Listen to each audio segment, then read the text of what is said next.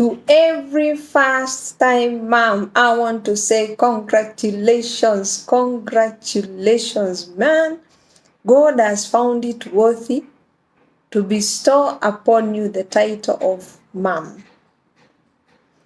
God has found it worthy to make you a custodian of another human being. How about that? It's an honor. It's a great honor. It's a privilege that really we need to count ourselves blessed as mamas, as moms. Now, one thing that I need to tell you for a fact, life changes. Woo! From my experience, from my personal experience, I don't want to sound like a prophet of doom, but life will change. Dear first-time mom, life will change. Life will definitely change. One, there'll be moments when you lose your sleep. There'll be moments of discomfort. There'll be moments when every other plan that you have to put in place, you will now start to consider another human being. And they come with their own demands upon you, upon your marriage, and even upon your family, your entire family, and even your schedules. I remember when I got my firstborn, I think I was thrown into confusion, some sort of confusion. And first, I think I went into denial. Of course, there were complications that even made it even more complex for me, because I came home with the baby and I could not sleep. I could not sleep. I was freaking out, wondering, suppose I wake up and the baby is no more. Suppose I wake up and then there would be questions like, am I a good mother? You know, am I the best that this child could be given as their mother? And I would be worried and all those. Of course, those things are natural. Those things are normal. Okay? So there are a few things that I learned that I would want to share with you. That we all of us cannot adopt to motherhood at the same rate. Have you ever gone to visit someone who you gave birth probably at the same time? And within a month, they are settled. They're able to do 1, 2, 3 things. They're able to manage the baby, manage a few things in the kitchen, manage even their laundry, manage their home affairs, and even take a walk. But your life is still around baby. Hata kuoga, unashindwa kujipanga vizuri.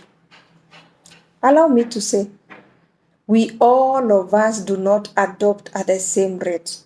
So don't beat yourself so hard.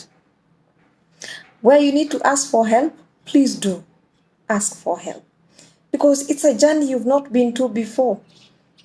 And even if you've had siblings, assuming you're the firstborn, like some of us, you've taken care of your younger siblings, but the feeling is totally different.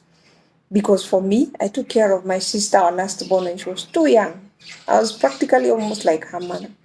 But you see, there's a level she would get to, and I would hand her over to our mom. Now, this is now your own. You're fully in charge. You're fully in control, and you've not been on that journey before. So prepare your heart to learn, and don't beat yourself so hard, and adjust at your own pace. Comparison at this point will really frustrate you, because people adopt to motherhood very differently. And as I said, there are those who will adopt within a week, within 2 weeks. I know I have a relative who amazes me. She has so many children, and she will, within 2 weeks, she's up and running, going to the farm to fetch a few vegetables and doing her housework kama kawaida. For some of us, it takes a while, so relax. You're normal. You're very normal. Another thing I also realized, that breastfeeding is very natural, by the way, but it doesn't come naturally. Breastfeeding is natural, but it doesn't come naturally. You've got to try. There are moments you will try, you will fail miserably. There are days you think you've hacked it a day or two. There are days the baby will just decide to tell you you're not yet there and give you a total frustration. There are moments you feel like you seriously want to cry. I remember one time before I was being discharged from hospital, a lady who was next to me, she just decided to break and cry and said, I don't want this baby, especially to breastfeed, because she had cracked nipples, she had engorged breast, and they had tried to express milk from that engorged breast. Now she has cracked nipples, and if you know the pain of cracked nipples, man, it is painful. Cracked nipples are painful. And she said, I don't want this baby anywhere near me. It can be an experience. But learn, trial and error, and eventually you get there. You see how sometimes you come across mamas who are just popping out the breast and the baby is able to breastfeed and they take it back and they're even holding a conversation and life is going on. When you're a first-time mom, every attention, every focus is there and you have to put your mind, your soul to it. But with time, everything takes time. You will get the flow of the milk. Some may not get that much flow. That's okay. But you will master the art of breastfeeding and breastfeeding well with time. It doesn't just automatically happen. The other thing that I also realize is it's okay to keep visitors waiting. If really your baby demands that you sleep more during the day or you take your naps during the day, and there are visitors that came, there's nothing wrong with them waiting until you've had your nap. It's not a crime. It's not an offense. You don't have to harass your baby and make your baby wake up just to take them round to be held by every other person. Remember, at the end of the day, it is you who will be left nursing a very tired baby. And I'm not a pediatrician, but I think I realize there are people hold babies differently. Some hold the babies different styles, different modes, and the baby gets tired and they're not able to say, I think I'm tired on this side. They're not able to say, I'm not feeling okay. So what eventually happens, their whole body system feels like it is in pain, it is tired, and they're not able to express themselves. That's why sometimes when visitors leave, you have a cranky baby crying and screaming all over. That baby is simply saying, Mom, I am so tired. My muscles are aching. Because moja alinishika hivi, moja alinamisha hivi, moja alinishika hivi, and that's it. So it is naturally okay to keep your visitors waiting. The other thing is, hold your baby. I know this one is very controversial, but I'm speaking from experience. I think when I gave birth to my firstborn, they were saying, don't keep the baby so much in your hands. They will tie you up. You'll not be able to do anything with your life. And then I got another one who decided they want to be on my laps, on my hands, 24/7. And there I was feeling very frustrated. But then I realized it's a matter of time. So one time I joked when they hit 6, I said, come, kuja nikushike nikubebe kidogo. I said, I am not a baby. Actually, they fly out of your hands sooner than even 5 years. I know it sounds like it's forever, but trust you me, if they need to be held longer than your friends' babies or your neighbors' babies, it is very normal and very much okay. Handle your baby the best way that you can.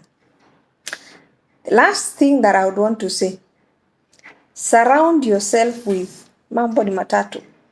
3 categories of friends. 3 categories of friends. Number 1, surround yourself with the veterans. There's a lady, I used to live in an apartment those days when I got my firstborn, and there was a lady who lived a floor above me. She was settled, she had her babies already going to school. And when my daughter would cry and scream, I would go knocking at her door sometimes holding my baby. And I would tell her, I don't know what is wrong with this baby. And the minute I handed the baby to her, I would feel some sense of relief. And she told me, by the way, I think your baby is just fine. Veterans will help to calm you down when you're feeling like, man, I don't think I'm even hacking anything right. I don't think I'm doing anything the right way that I'm supposed to be doing. Veterans will hold your hand and tell you, relax, you will overcome the colic phase. Because the colic for me was I think I was counting every day. So every time a veteran told me, yeah, give it about 3 months, I was like, 3 months? Will I even survive? And imagine I survived. But you need a veteran in your circle of friends for you to walk the journey of motherhood. They're like shock absorbers. They'll help you absorb the shock, hold your hand. The second level of friends you need are your peers. Let me tell you the beauty of having your peers around you. Both of you have young babies or your first-time moms. You're having your good moments. You're having your bridal shower moments. And then you get your babies almost at the same time. Probably within a span of difference of 6 months. Your challenges will be similar. Sleepless nights, colic, house girls coming and leaving, using excess diapers and all that stuff. And it's so therapeutic sometimes when you sit down with someone going through a similar challenge that you thought was too big, was humongous, and then you laugh about it. Oh, mine doesn't sleep very well. Oh, mine doesn't. Mine, mine does this and this. Those, they are very therapeutic because they make you realize, wow, kumbe, I'm just very normal. I am just a normal mom. Don't keep away from your peers. Number 3, your single girlfriends. You still need some. Not all of them. You still need some. You know why? They'll unconsciously remind you that you don't need to lose yourself in this new season that you've gotten into. That the moments you will need to dress up and show up. There are moments that you will need to say, it's me. I need to take care of me. They unconsciously remind you. When you see them looking good and dressing up and all that, then you remind yourself, man, I don't need to lose myself. I also need to dress up and look good. And they don't have to verbally say it, but you just need to watch them. 3 levels. The veteran, your peers, and your single girlfriends. When all is said and done, please remember, there are babies who will cry for no reason. Absolutely for no reason. Woo! And that's why we have the myth and the misconception that when baby cries most at night, they are not full. And so what will people tell you? Pea ye uji. Pea ye chakula. Do all sorts of things and all that stuff. There are babies who will just... I had one who was called 𝗲𝗵𝗄𝗲 because the minute she decided to just cry, she'll cry. She'll cry. And so since we lived somewhere next to the airport, there are times we would just, when she's crying, we just walk outside and the plane is passing. And she would pause because of the distraction of the aeroplane. Then I realized, this one is just calling for attention by just screaming. Nobody needed to teach me that. You learn on the job. You understand your baby on the job. You understand your baby on the job. Finally, ile kabisa. All babies cannot, or let me say, some babies will not sleep very well the first few months. Actually, some of them even go up to 1 year. They will not sleep very well. Their sleep patterns are crazy. I had one who just decided for a whooping 10 months, they'll sleep a maximum of only 4 hours at night. Maximum. Then they will distribute the rest of the night into small naps, small naps, small naps. And I remember the first time, I think he slept for almost a whole night. I woke up in shock at 4 a.m. Shock. I wondered, is the baby okay? What did I miss? Could he have cried and I never had him cry? Because I was already used. This guy cannot sleep for more than 4 hours. Cannot sleep for.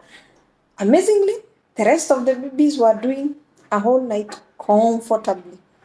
apart from a few minutes of, or an hour of disruption of colic, you settle down and you're able to continue with sleep.